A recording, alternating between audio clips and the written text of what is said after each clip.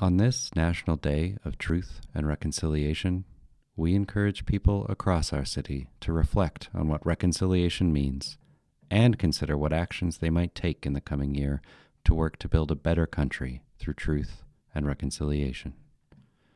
Recently, the Edmonton Federation of Community Leagues was fortunate to be able to host Louis Cardinal for our workshop, Leagues as Land-Based Organizations. Louis shared his wisdom and teachings with us, and we were particularly moved by his final thoughts on the care for others evident in a community league and the connection to the history of our land.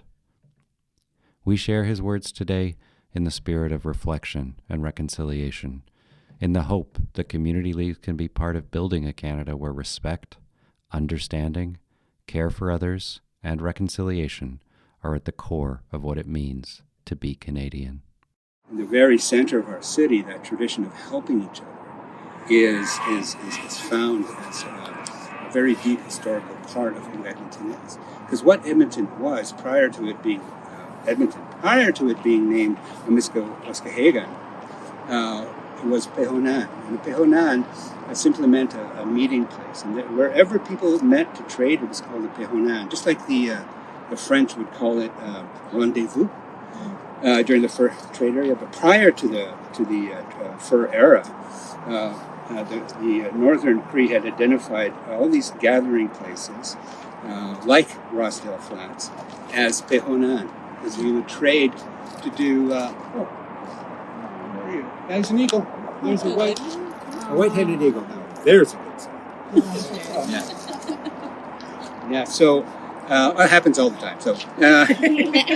So, that nature and spirit of the place still resides here, and it expresses itself. We invented community leagues, right? That's that nature of looking after each other. That's what community leagues are great for, right? Because then the city becomes a lot more embracing, because that neighborhood, your neighborhood, then becomes important, and there's focus on it, and it recognizes its own spirit, right? And just like they used to set up the various camps prior to going into the fur trading area, those were neighborhoods, right? But they weren't close to the fort. They were out in different locations.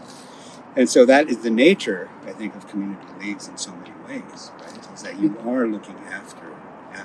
That's your community in relationship to the wider community as well. So that nature still percolates up through the land. On this day and every day, we encourage all of you to uphold the truth and build a future of reconciliation.